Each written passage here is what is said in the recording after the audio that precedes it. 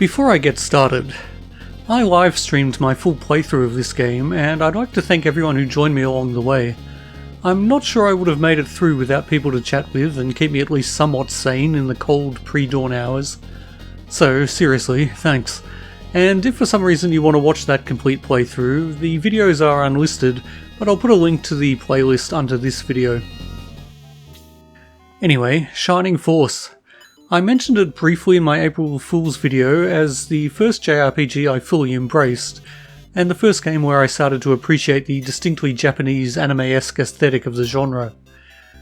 I was a big fan of Western fantasy at the time, wizards and elves and magic swords and all that sort of thing, and Shining Force had all that and more, with a distinctly Eastern edge that I loved. That said, I don't actually remember the first Shining Force all that well. It was yet another game that I never owned, but only had access to for a brief period. I hired it, rapidly devoured it, loved it, and then I had to return it. It was actually Shining Force 2 that I spent more time with, and that I have stronger memories of, and which remains one of my all-time favourite Mega Drive games. So I figured I should take another look at the first game in the series, and see what I make of it these days.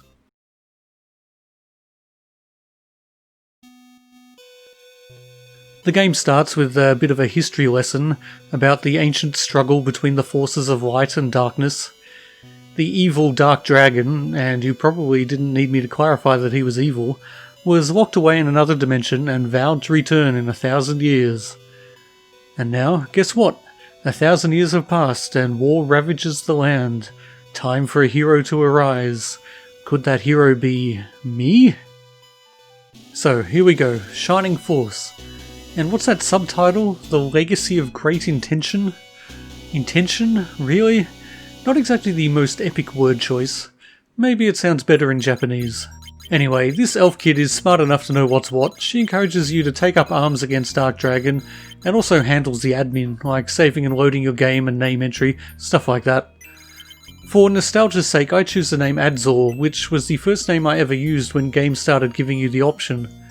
It's 10% epic and 90% goofy, so I think it suits me well. And the game starts. You're a young warrior in training, guided by your mentor Varios. Mentors in games like this tend to have the lifespan of a housefly, so I wouldn't get too attached. There's trouble a-brewin', so Varios rushes off to the castle and you follow. And you'd think it would be tough to have bad controls for just moving around an old school JRPG town, but this game kind of manages it. It feels a little clunky and unresponsive with the rigid grid-based movement, and just turning around to face an NPC you want to talk to can be a bit of a chore. It's not a huge problem, but it does take some getting used to. As does interacting with the world. To do anything, you have to open the menu with the C button, then select whatever you want to do, like talking to NPCs or opening chests or inventory management or whatever. This too is a bit clunky, and I often found myself selecting the wrong option because I was impatiently hammering the button to speed things up. Again, not a major issue, but it's just another small thing that really makes you appreciate how much the user experience has improved in games like this over the last 3 decades. Regardless of these minor difficulties, this is an otherwise pleasant 16-bit environment to explore. It's colourful, the music is cheerful and catchy, and the characters consist of nicely chunky pixelated sprites. Graphics like this are really the pinnacle of nostalgia for me. Anyway, once you make your way to the king, the plot advances. Now, the plot. There is a story in this game, but it's wafer thin. I mean, there's a fair bit to it. It's a lengthy adventure with many locations to visit, friends to meet, and villains to vanquish. But there's very little depth to any of it. Every conversation, be it an epic revelation or dastardly betrayal, is over in a few short sentences. Every moment of high action consists of maybe 1 or 2 of those chunky sprites moving back and forth, and every tragic death is depicted by those same sprites flickering into non-existence. The script of this game, which took me over 20 hours to complete, would make for a pretty quick read if it was translated into book form. And this isn't necessarily a bad thing. Certainly I had no complaints when I first played Shining Force in the early 90s, as it was easily the most engaging narrative I'd come across in a console game. And it all works fine in the context of the game, which wasn't trying to be Shakespeare after all. It was just trying to present a simple but relatively compelling story, and in this it succeeded well enough. But unbeknownst to me at the time, a game series by the name of Final Fantasy was forging new ground in the world of JRPGs. Incidentally, it's worth noting that there was a remake of sorts for the Game Boy Advance in 2004, which has significantly more dialogue and includes a backstory about the main character being found with amnesia a year previously, something that was apparently left out of the English translation of the original. So, you're tasked with finding out why soldiers from the warlike nation of Runefaust have taken an interest in the Gate of the Ancients. Before you set out though, you're joined by Luke the warrior, Ken the centaur knight, Tao the mage, and Hans the useless bastard, the elven archer. Oh, also Lo the healer and your faithful old friend. At least I think that's what he's supposed to be. Characterization in this game really is minimal. And then you head to the Gate of the Ancients, discover the evil forces of Runefaust sneaking around, as evil forces typically do, and combat begins. Now, I've been calling Shining Force a JRPG, but some people would quibble with that and say it should be called an SRPG, that is, a strategy role-playing game. Having said that, Wikipedia apparently prefers the term TRPG, or tactical role-playing game. The long and the short of it is, the combat in Shining Force takes the form of large battles, where each character is a unit on the battlefield and can be moved independently and perform actions when their turn comes up. Think of it as a more varied but less deep form of chess. Each unit has different abilities and attributes. Some can move further each turn, some can cast spells, some can use long-range weapons so they don't have to get right next to a foe before they can attack. Damaging foes gives a character experience points, and killing foes gives even more, naturally enough. For every 100 XP they get, a character gains a level, whereupon they get an increase to several key statistics. It's traditional JRPG stuff. Visually, the battle scenes are also fairly traditional, but of a very high quality that really made the game stand out amongst its peers at the time. The character designs in these little one-on-one attack sequences are really well done. It's clear a large amount of care and artistry has gone into them. I'd say it's actually the enemy designs that are the highlight, as right from the start of the game the evil centaur knights and dark dwarves that you face seem genuinely threatening, and not the sort of foe you want to take lightly.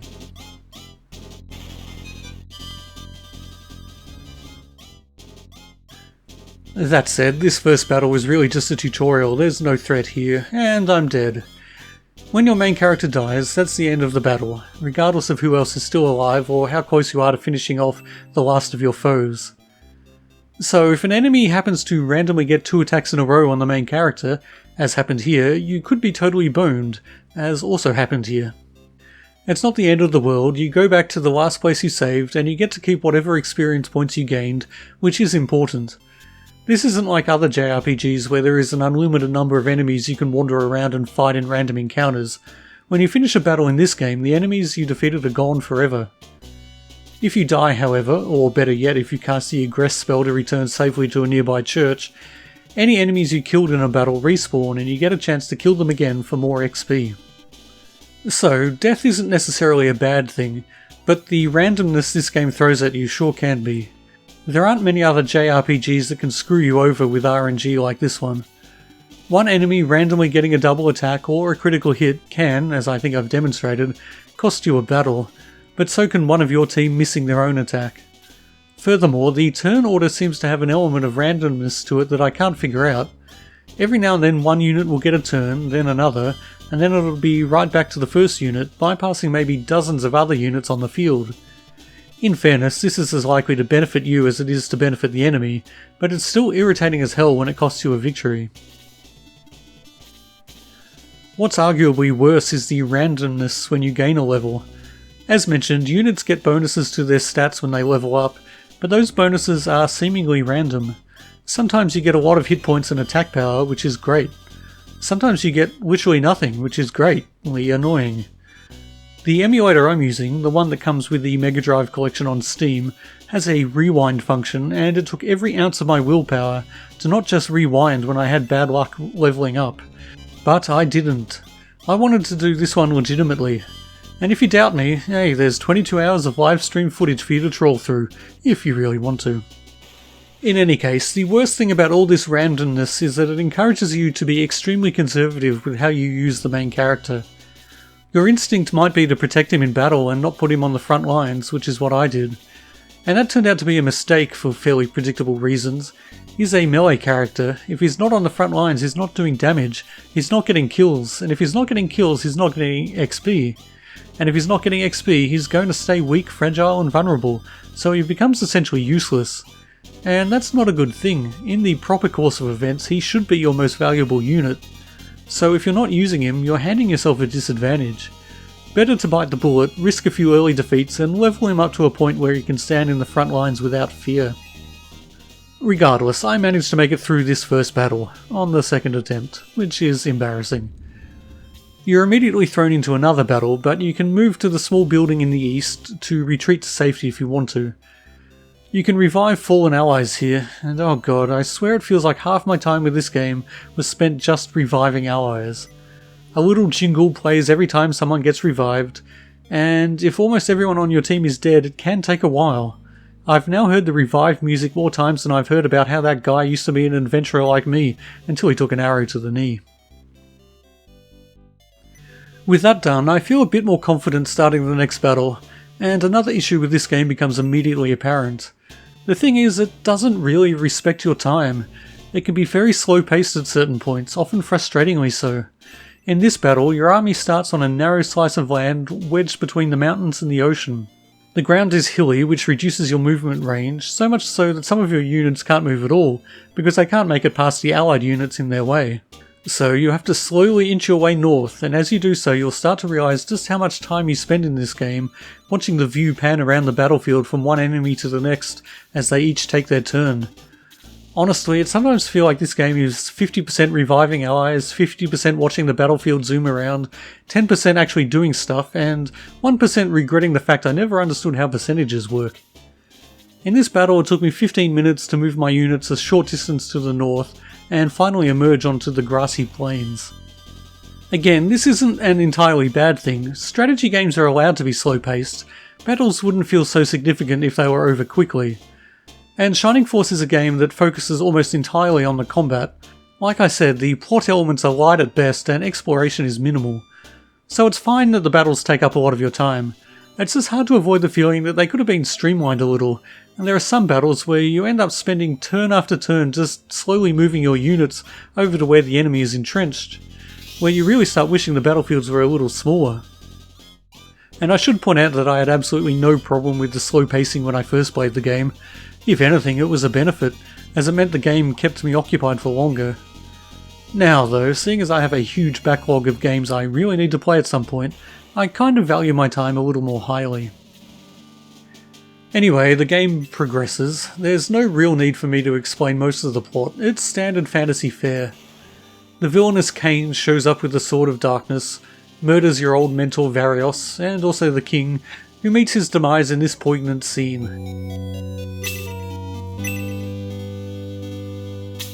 Killing this evil Cain dude is your main focus for the next part of the game. You head to the neighbouring kingdom of Alterone, only dying once if you're as terrible as me, where you are immediately imprisoned after the world's most obvious betrayal. I mean, the enemy soldiers all over the place were kind of a clue.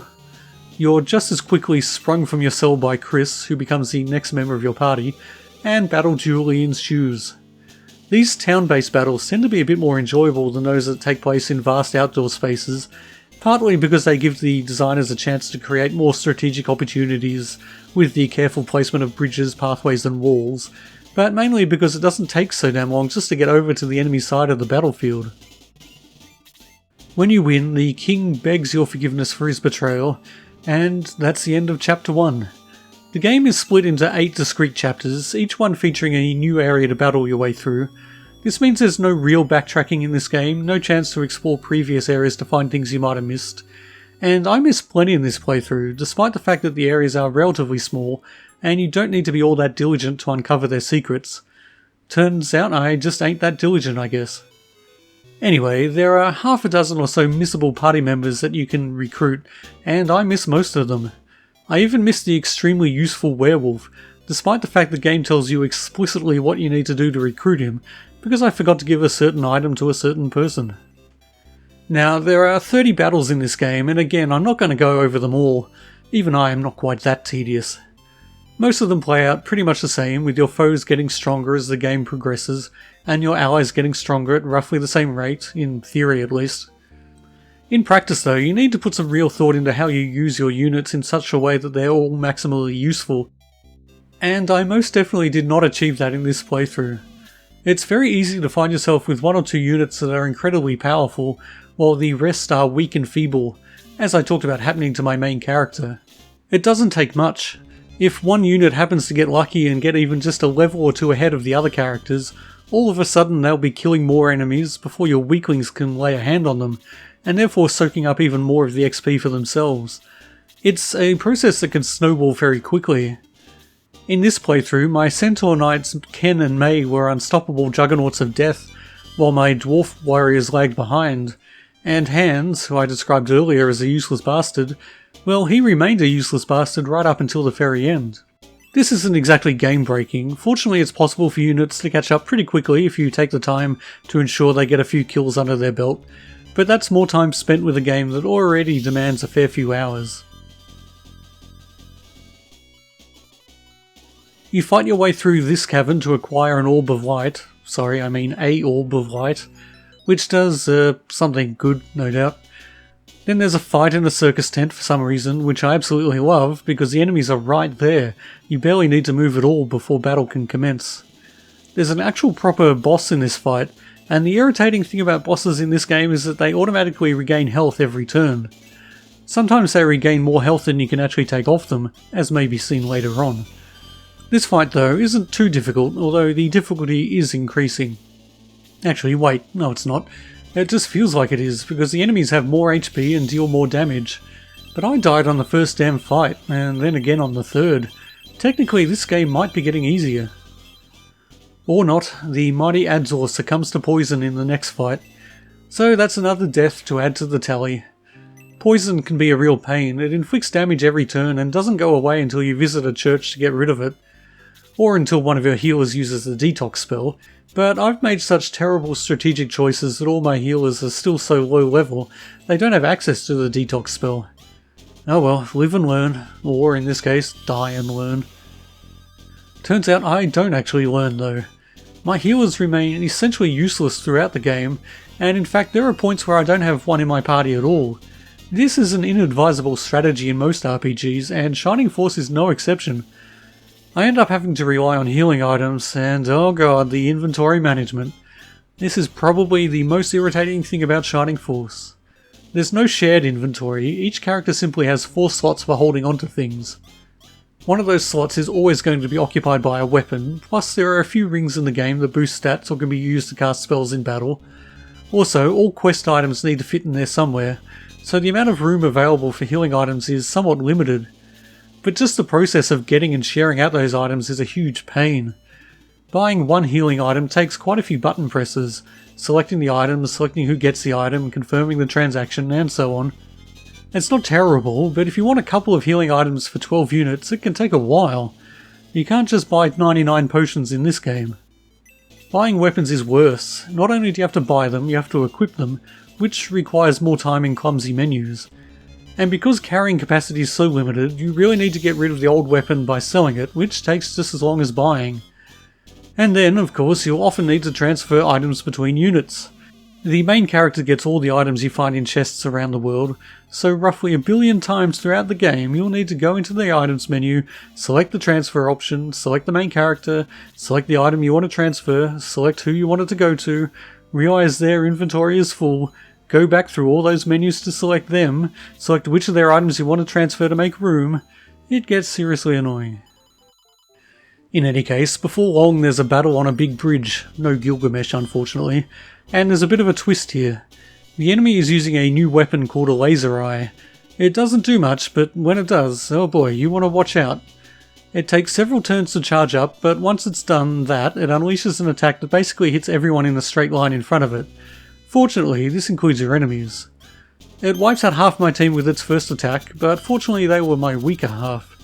Social Darwinism at its finest. Well, not really, but you know what I mean. Then there's this battle, and oh yeah, some of these battlefields are just too damn big. It takes ages just to get close enough to attack anything, and when I do, the not-so-mighty Adzor cops a critical hit to the skull. Another defeat, another eternity spent just moving my troops slowly towards the action. But it gets worse. The game hits what I think may be its lowest point with this battle a little later on. It's a similarly huge battlefield, but it's made significantly worse by the fact that there are a couple of narrow passes to make your way through, and most of the landscape consists of movement impairing forests and hills. This is really a battle you don't want to die near the end of. Fortunately, I didn't. The very next battle, though, is a different story. This is the fight I alluded to before, where the boss simply healed more damage than I could deal, while simultaneously demolishing my forces. This is the point I decided I need to do two things. The first of these was promoting my units. When a unit in Shining Force hits level 10, they can be promoted to a new class. Knights become paladins, mages become wizards, warriors become gladiators. The main character goes from being a swordsman to a hero, as if he needed the ego boost. Now, I remembered reading that it was better to hold off on promoting your units for as long as possible, as it allowed them to get better stats in the long run. And that may be true, but at this point my unpromoted units just weren't cutting the mustard, or any condiments really.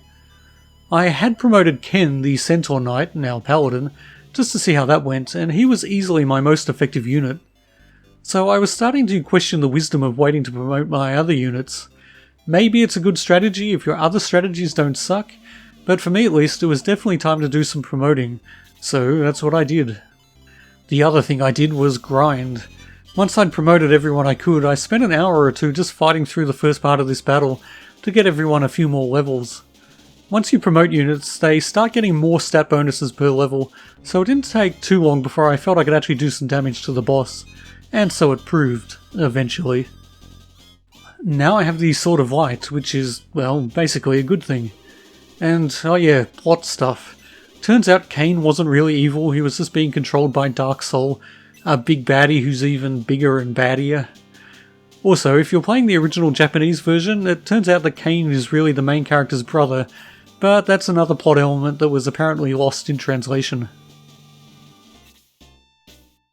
Robots are starting to appear regularly amongst the enemy forces now, and they're formidable foes. Their lasers do a hell of a lot of damage when they decide to use them. They were also something I really loved about the game when I first played it. Even though their existence is never really explained, I found the merging of fantasy with sci-fi to be incredibly compelling, and it's a trope I still find appealing to this day. I think it might be because there's a stubbornly logical part of my brain that demands an explanation for magic and ghosts and monsters and all that supernatural stuff, and high technology could conceivably provide that explanation, even if it's never made explicit. Anyway, we're getting to the pointy end of the game now. Cain sacrifices himself in an attempt to stop Dark Soul, in another real tearjerker of a scene. But we have his Sword of Darkness now, which we can combine with the Sword of Light to forge the legendary Chaos Breaker, the only weapon powerful enough to defeat the resurrected Dark Dragon. Then it's off to fight King Ramaladu, who is, honestly, I forget, a bad guy, I guess. My first attempt ends when a friendly Chimera takes Adzor from full health to 0 with a well-timed double attack. Sigh. The second attempt goes better, but as soon as you achieve victory, you're ambushed by a massive horde of robots, the kind that like to melt faces with their lasers. I make the mistake of trying to actually fight them, and I pay the price. Turns out the better strategy is ignoring the robots and just going straight for Ramalama Ding Dong, who turns out to be even worse at strategy than I am, because he's just chilling at the back of the room without any real defences. That makes defeating him not too much of an issue. And now, the end truly is near. Adzor summons the lair of Dark Dragon from beneath the waves by using the Chaos Breaker at the westernmost point of the land. And incredibly simple as this looks today, I really did find this to be a genuinely epic moment way back when I first played the game. Within this lair lies the final battle, almost. It's not quite the last one, but it is maybe the toughest.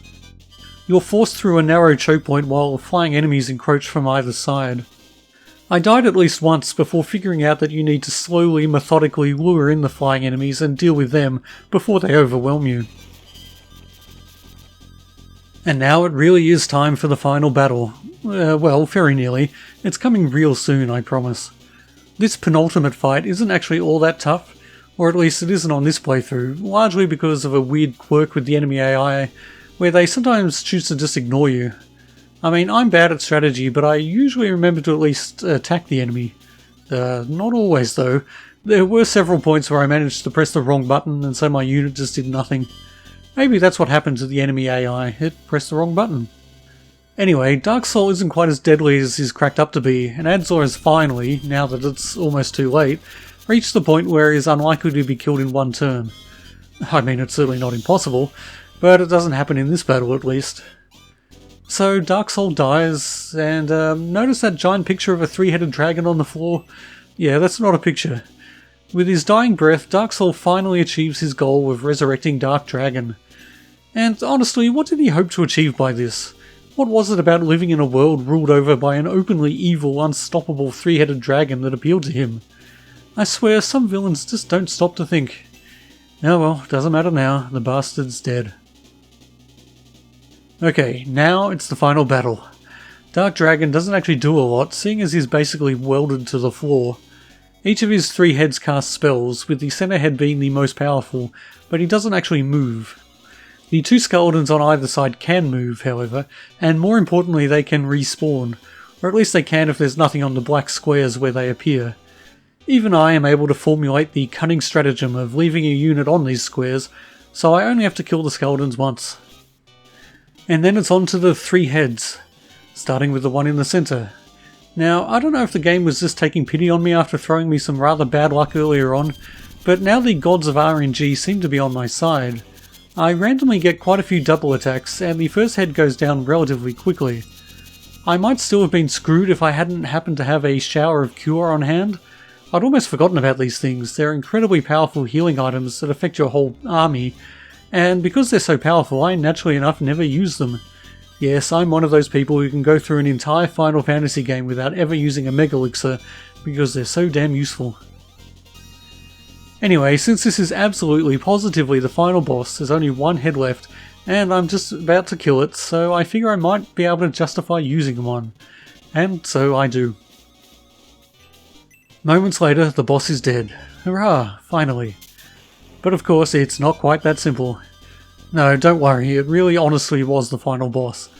But it wouldn't be a JRPG without one last heroic sacrifice. It turns out being sliced to pieces isn't enough to stop Dark Dragon. The Chaos Breaker needs to be lodged permanently in his brain. Adzor obliges, but now he can't move, and the castle is sinking again. Alas. Oh well, everyone else escapes, but Adzor disappears beneath the waves, never to be seen again. At least not until the post-credit sequence about 10 minutes later, where he turns up talking to a turtle and a robot for some inexplicable reason. And that's it. That's Shining Force. Now, looking back over what I've written, I've been pretty damn critical about this game. All those criticisms are valid, the battles can be too slow-paced, the inventory management is a pain in the ass, and the plot has all the depth of a puddle on a pool table. But the fact is, I loved Shining Force when I first played it, and I kind of still do. I enjoyed large chunks of the time I spent replaying it for this video, and in fact it put me in the mood to maybe play more strategy RPGs. It occurs to me that I still need to play Final Fantasy Tactics at some point. But as for Shining Force, despite all my quibbles, it's still a fundamentally good game. It just suffers from a few usability issues that modern games don't have to contend with. The strategy elements are sound, the mechanics are quite simple, but the game is well balanced on the whole, such that even with my bad strategy I felt consistently challenged but never overwhelmed. Well, except for when the RNG decided I needed putting in my place. And when the battlefields aren't just vast outdoor environments, they're often designed with a degree of care and intelligence that asks the player to actually think about every move. And graphically, the game is a stunner, for its time at least. I'm struggling to think of a game from the era that did traditional fantasy artwork better. So on the whole, I think Shining Force deserves to be called a classic. Its gameplay perhaps hasn't aged as well as some other legendary 16-bit games, but it was great in the early 90s, and it's still worth a play today, so long as you've got a modicum of patience. Well, thanks for watching. If you've made it this far, I'm assuming there's a pretty good chance you're already subscribed, but if not, please do consider hitting that button. Until next time though, get off my lawn.